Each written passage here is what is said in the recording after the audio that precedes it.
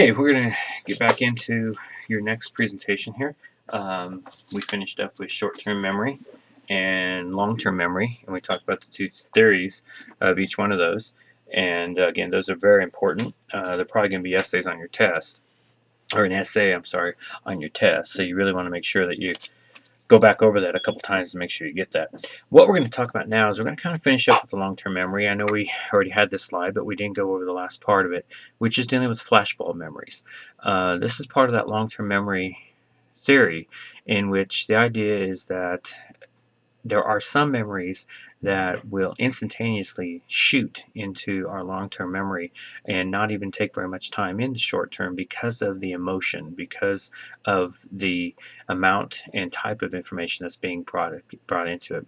I'm sure all of you can think of an example of a flashbulb memory, which is a vivid and detailed recollection of a momentous event.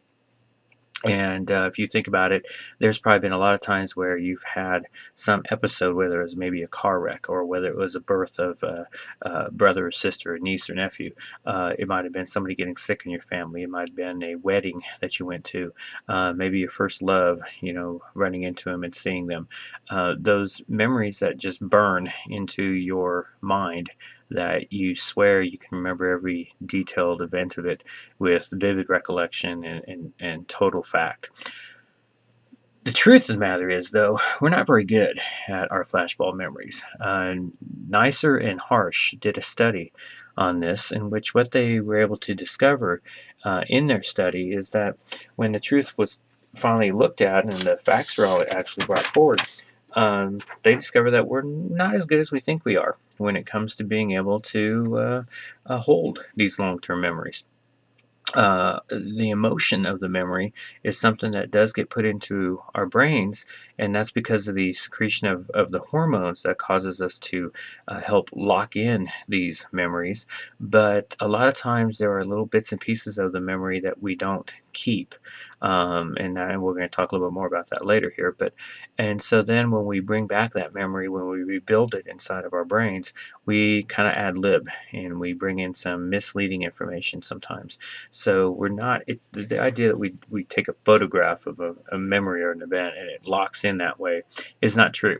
Actually, your memory is more like a big puzzle that gets scattered all over inside your brain, and then you have to really fast rebuild that puzzle inside your brain to recollect that memory, and sometimes some of the pieces get lost. And so that's kind of what that study has shown. Flashbulb memories, theorists have debated about this for years. Because of the emotionally charged of the memory, we're not very specified or accurate in the idea of what our memories are actually can show us and do.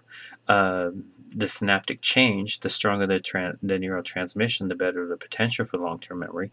In other words, simply put, the more input, the more that you drive into that memory and use emotion to hold on to that memory, the better chance you are of being able to remember for a longer period of time then. And that is one of the keys when it comes to memory is, again, how much you put into it. You put a lot of emphasis, a lot of meaning behind your memories. You're going to remember things a lot better than if you simply just passively have them go through then. How does memory exactly work is a very intricate and very detailed process. We're just going to do the basics of it here. Basically, we have what are called schemas or schematic networks inside of our brain. Remember our brain, we went over Unit 2 with the neurons and how that transmits the information and all that to build the memory. But basically, inside of our brains, there are these schemas, which are visual, auditory, and factual performances, are represented differently in the brain.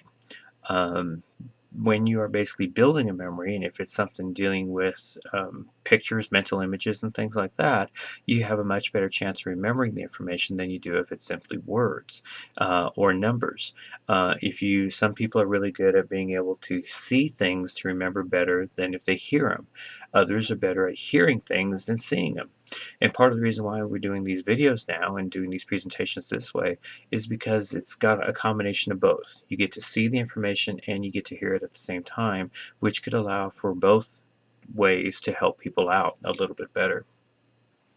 The schematic networks here, organization of the network, is basically nodes that represent concepts joined together by pathways.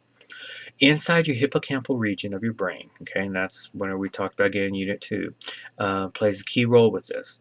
The hippocampal region is important for the consolidation process of memories, and that's a huge thing to make sure you get down and remember that, is the fact that that is where all our memories are consolidated or built, is in the hippocampal region. They're not stored there, they're built there.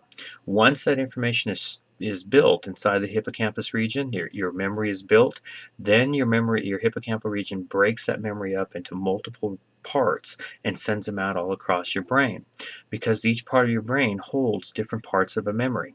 Then you will basically regather all of that information again when you reprocess the memory. Now, what these schematic networks do is basically, as you can see here kind of from the chart, when you have a piece of information and your brain's recollecting that information, a lot of times that piece of information will have a connection to another piece of information, which is connected to another, etc. And that's why sometimes when you're trying to remember something, oftentimes you will remember not just that thing, but all of a sudden it will shoot you off into a different direction and you remember something else. And that brings it in. And that's called schematic networks. Basically, what your brain does is it has these combinations in your brain. And so when you're building a memory off of one, you actually can pull information off of others. And that's why sometimes you're able not just to remember one thing, but several things. As you're trying to look for your keys, all of a sudden you remember where you had put your cell phone or something like that. And that's how that works. Okay, what are some of the different types of memories? In other words, where do we hold some of the different things that when our memories are broken up and sent out across our brain, where does some of this information go?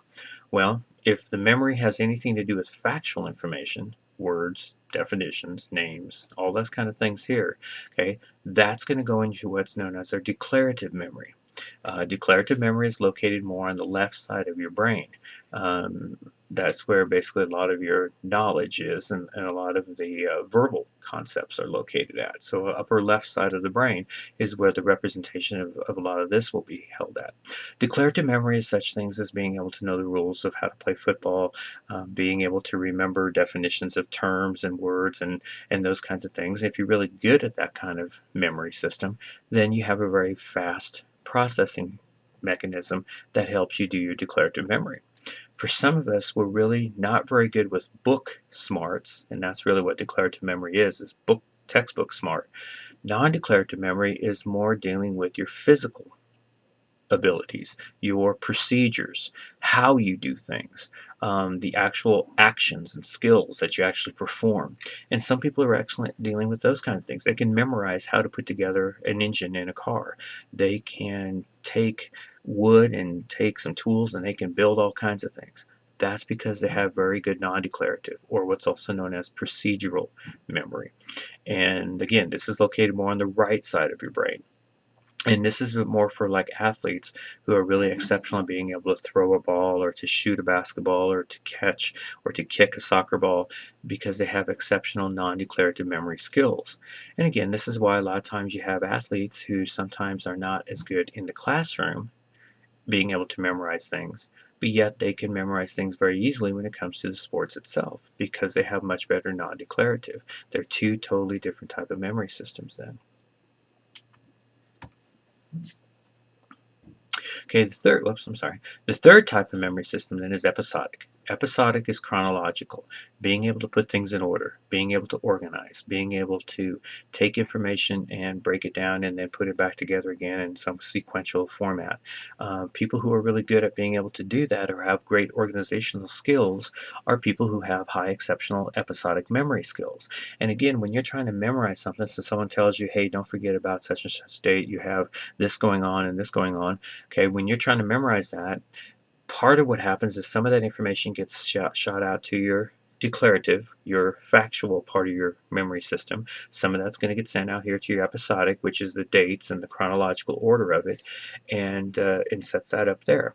And then when you're trying to rebuild that memory, all of that comes back together into your hippocampal region to be made into the memory then. So episodic is dealing with your ability to organize, your ability to recollect, your ability to be able to put things together then. Semantic memory, this is general knowledge. This is being able to hold together information that is just basic common information that most people are able to very quickly pull out of the top of their head without even any thought or any type of effort being made there. So if I'd ask you, for example, your birth date or your parent's name or any of those kinds of information pieces that you could just naturally just spew out without any problem, that would be using your semantic memory. Prospective memory and then retrospective memory are the last two. Prospective memory involves remembering performing actions in the future. And what's fascinating about this type of memory system is it is one of the worst and is one of the least used, not least used, but least activated memory systems until much later in life. It's not fully developed. And that's one of the reasons why a lot of times kids, especially, have such a difficult time being able to remember things that's been told to them to do in the future. Is because this is one of the last memory systems to get fully functional and developed in terms of your maturity. It's located more in the frontal part of the lobe of the brain, and typically a lot of times for males especially whose frontal lobe is one of the last things to develop, it takes them longer than it does females in many studies that have shown on this. Basically what it's for is to being able to remember things in the future. So I tell you, you got a test next Tuesday. Make sure you get it done. Plus, make sure you got the project done next week. For a lot of people, that's very difficult to do. And if they don't write it down, they don't put it into their phones, and they don't put it into their database or whatever, and they just try to remember it. A lot of times they'll forget because their prospective memory is not able to retain it then very well. It's not an excuse, really. You should be able to know that if you either have this memory system, if you're good at it, if you're not, then you need to find a way to get it better. Retrospective, this is the last one, is remembering events in the past, previous information. That's not necessarily anything that's needed, life learning, life knowledge, life necessary types of information, but it's just more logistical information that you could pick up and hold on to. So you learn it from reading a book, or you learn it from getting it from the news or something like that, like the example I gave here, the NCAA championship. Being able to recollect those kinds of events, things that normally would not be things that you could just pull off the top of your head, but some people have very good retrospective memory dealing with names and numbers, and they can just remember all kinds of statistics like that all the time, even though they may not be able to do well on a test. When it comes to being able to remember certain aspects of things in the past, they can put a lot into that. This is also a lot of your emotion memory. So the things that you hold on to that have a lot of emotional collection to you, like being able to remember the names of all your favorite players on a special team, or those kinds of things, if you're really into that kind of thing and you put a lot of emotion into that kind of information, retrospective is the type of memory system that holds that then. Okay, that finishes up this unit, and we will then get into your next one after this.